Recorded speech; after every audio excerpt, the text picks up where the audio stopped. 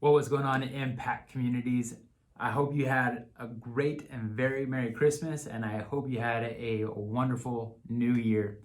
Man, I don't know about any of y'all, but when I reflect back on 2020, if I were to be honest with you, it didn't look anything like how I imagined that it would have. In fact, I walked into 2020 very hopeful, as I'm sure many of you were.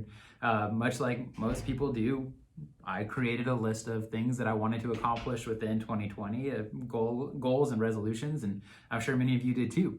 In fact, you probably had some of the similar ones that I had on my list.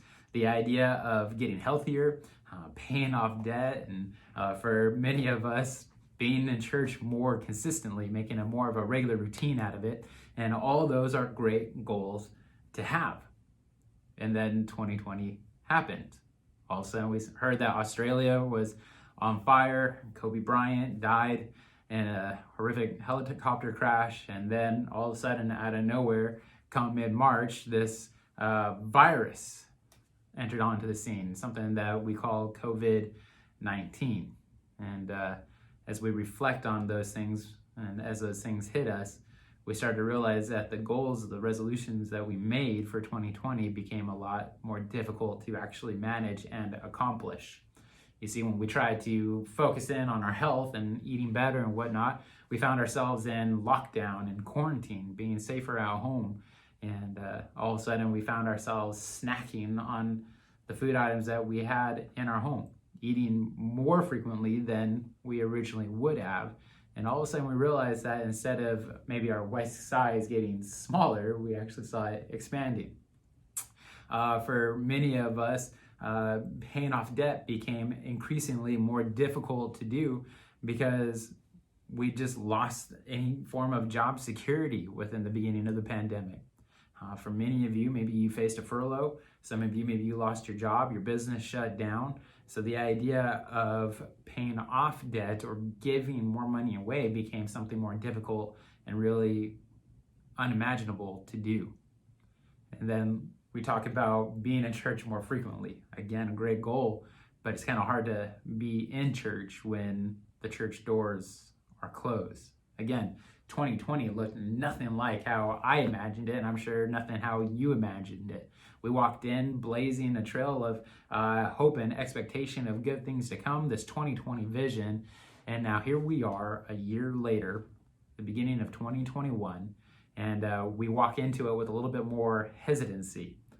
If we couldn't have expected what 2020 was going to look like, how can we expect what 2021 can look like?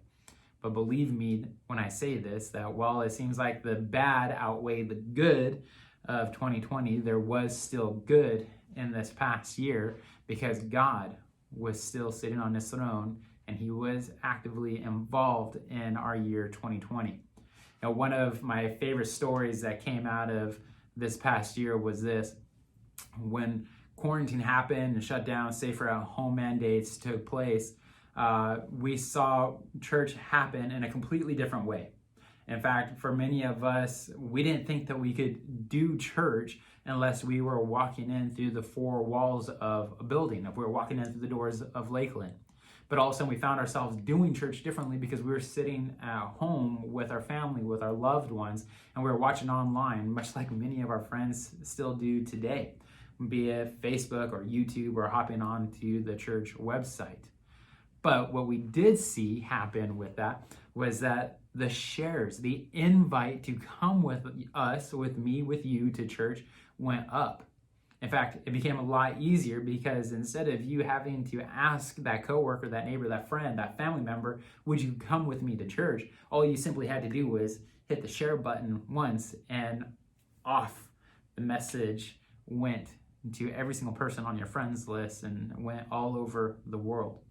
In fact, one of my favorite moments of 2020 happened around Easter time. While everybody was having to do church online, because of those shares, we actually saw more people reach and receive the good news of Jesus than probably ever before, at least since the beginning of the church. So while there were so many bad things that happened in 2020, God was still doing amazing things. But now here we are in 2021, and As we had to rethink how we do everything in 2020, we're now faced with this question and really this opportunity to rethink church. In fact, that was the series that Pastor Josh launched us into this past Sunday, this idea of rethinking church. And he launched into it with two statistics, two numbers. He says 60% and 8%.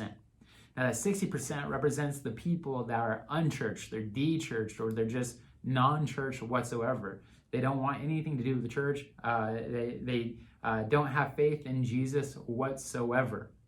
Now that's a startling number. That 60% represents your family members, your friends, your coworkers, people that you do life with every single day. But the more startling number was this. It's that 8%. Because that 8% represents the amount of space that that people could attend church if they wanted to, a physical campus. That if all the people in the world and of all the churches that we have, only 8% of people would be able to attend a physical campus if they wanted to. Now think about that. That means if you were to even make that invite for somebody to come with you to church, and we were to invite every single person that we know within our county, within our state, within the world, not everybody can make it. So that means that we have to rethink how we do church. And that's why I'm so excited about this series that we have launched into for the beginning of this year, because I believe that's exactly what God wants us to do. I think God wants us to rethink how we do church. He wants us to rethink, how do we reach one more person? How do we plunder hell to populate heaven in 2021?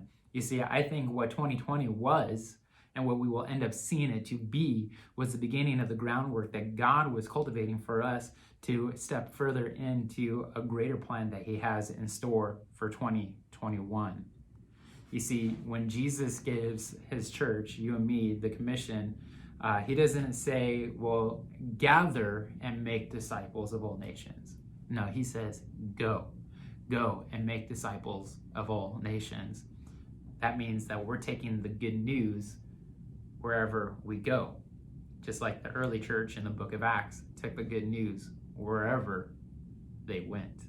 So that's taking the good news to your work, to your school, to your kids' social events, sporting events, anything like that. You're taking the good news that there's a God who's for us and not against us wherever you go. That means that you are being exactly what Paul called us to be, an ambassador for Christ wherever you go. That you're not representing your own personal wants, needs, and desires, but you're representing King Jesus in everything that you do.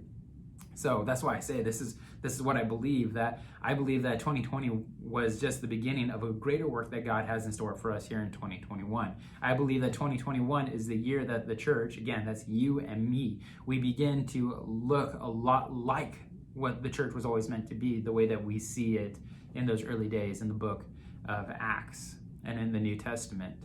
The church has been launched and set out to plunder hell and populate heaven. You guys, I'm so excited for this year. I'm so excited that our groups, well, we're small groups, are going to upgrade into these impact communities. I believe that God has written an impact on every single one of our hearts, that we have these passions, these God-given passions that God wants to use in order to advance his kingdom. And I think that what 2021 is going to reveal to us is God is ready to unlock that, so his purpose can be pushed forward and advanced in this world. So here's a question that I want to throw up for your group to answer and discuss as you head into your discussion time today. And it's this question: what great impact do you believe God has in store for you this year? What great impact do you believe God has in store for you this year? Now that may be a question that you answer as a group, saying this is what our impact community is going to do, but it may also be a question that you have to answer personally, that you have to get on your knees and seek the Lord's face and seek his heart and ask him, God, what impact do you want me to have this year? I'm so excited for this series. I hope you guys enjoy your discussion as we dive into these questions today, and know that I look forward to seeing you next week as we continue on in week 2 of Rethinking Church. God bless.